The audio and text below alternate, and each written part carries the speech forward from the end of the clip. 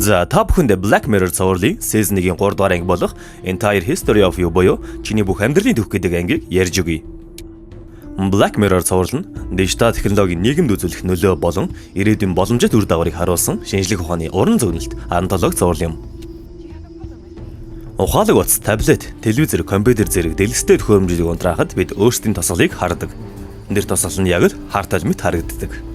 Технологи бидэнд өөрсдөө харуулдагч тэрний ихэнхдээ гэмтсэн гайдсан тосгол байж болно. За ингээд бүгдээрээ кинонд орцгоё. Лиам бол гол дүрийн залуу. Тэр нэгэн фермд ажлын ярилцлаганд орох ба түүнийг дараа 7 хоногт уулзах байх гэж найдаж байна гэж хэлдэг. Энэ цаг үед хүмүүс Грэн гэх чифер өөрийнхөө бүх өнгөрснийг тоглож үзэх боломжтой. Аяг кофе хүрхгүй мөнгөөр энэ чифийг суулгуулж 30 жилийн дурсамжаа үнгүй авах гэх сурчлагаа явуулна.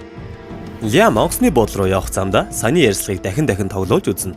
Дараа 7 хоногт уулзах байх гэж хэлсэн нь яг ямар утгаар гэдгийг олох гэж хичээж байгаа бололтой.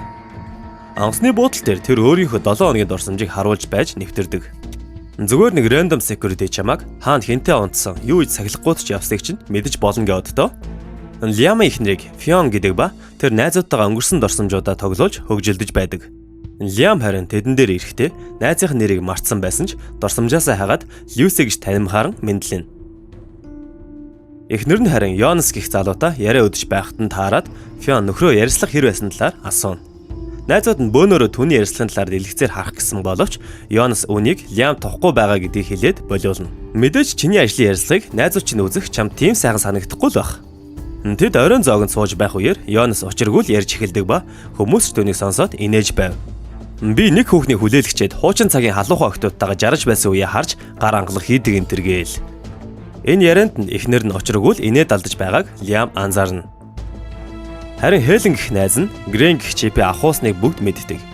Хятадын нэг гаж додон тэр бомбын хулгай ажилтэй. Харин Хелэнд энэ сайхан санагдаж байгаа гэдгээ илэрхийлнэ. Яагаад гэвэл тэр босод хүмүүс шиг цаг мөч бүр өнгөрснөө тоглож байхыг хүсээгүй байх. Бас Лиам Йонасыг юм ярих болгонд чи инээж байсан гэдгийг эхнэртээ хэллээ. Лиам тарахтаа Йонасыг гэртээ урьсан байж л дээ. Тэгээ Йонас араас нь дагаад явж байсан ч түүнийг ээлдгээр гэртээ оруулсангүй. Гэртээ орж ирээд хүүхдийнхээ дурсамжийг ч бас нөхөж үзнэ. Хүүхэд асрагч түүнд яаж хандсныг мэдэж болох нь байж шүү дээ.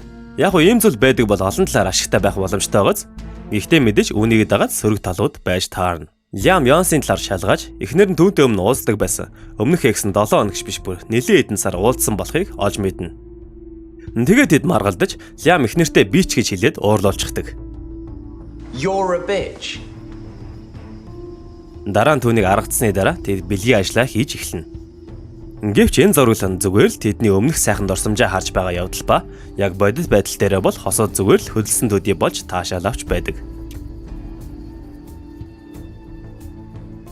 Маргааш нь Лиам дахин дурсамжаа гүйлгэж оройн зоог дээр Йонсын ярьж байгаа хэсгүүдийг анзаарч ямар ч инээдтэй зүйл яриаггүй байхад эхнэр нь инээж байхыг анзаараад хүүхэд асрагч бүсгүйгээс энэ талаар асуудаг. Гэвч бүсгүй түнд инээдтэй биш байсан гэд үннээр нь хариулдаг. Фион энэ явдлыг харчаад нөхөртөө ямар ч утгагүй зүйл гэж уурладагч нөхөр нь бичлгүүдийг тоглоулон чи түүн рүү хардаг шиг намайг харахгүй байна гэх мэтээр жижиг сажиг зүйлс шалгааж эхлэнэ.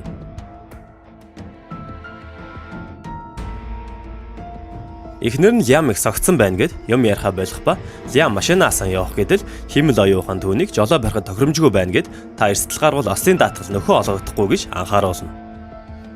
Ямар ч байсан Лиам Йонасын гэрт очиж түүнтэй уулзахад Йонас нэлээд доромжхон түүнийг явахыг шаардна.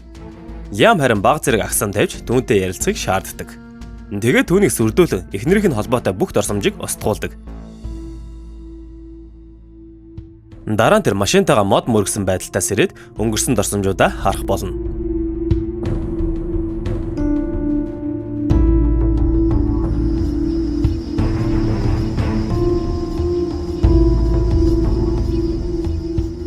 Тэгээд эхнэр лүгээ яран очиж Йонасын дурсамжийг устгах үед жижиг деталийг нь зөөмлээд 18 сарын өмнөх зургийг олж мэдснээ хэлнэ. Тэр бүр хүүхдүүдийнхээ төрсөн эцэг нь муу эсгэд эргэлзээд Фионыг бэлэвч хэрэгсэн үү гэж асууна. Фион тийм гэж хариулахад түүнийг дурсамжаа харуулахыг Лиам хүсдэг. Харин эхнэр нь бүгдийг устгах гэсэн боловч Лиам түүнийг миний нүдэн дээр надад харуул гэж шаардна. Учир нь Лиам хий хоосон зүйл сэжиглээгүй нь тодорхой боллоо. Тэгээд л тэр хоёр өөрсдийн харахыг хүсэхгүй дурсамжаа дэлгэцээр харах болно.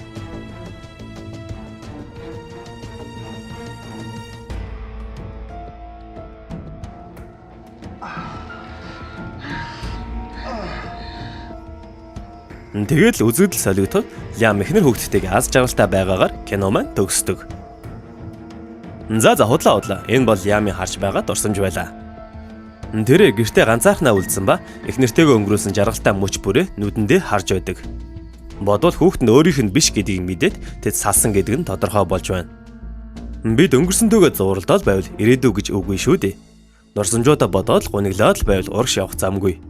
Үүнийг ойлгосон бол Лиам байнга хий хоосон дурсамжаа нүдэндээ харгаас залхсан бололтой хүзүүн дээрх чипээ прэтгээр зүснэ. Тэгээд бахиа чипээр авах гэж оролдох өвдөл тутамд эхнэр нь түнд харагдана.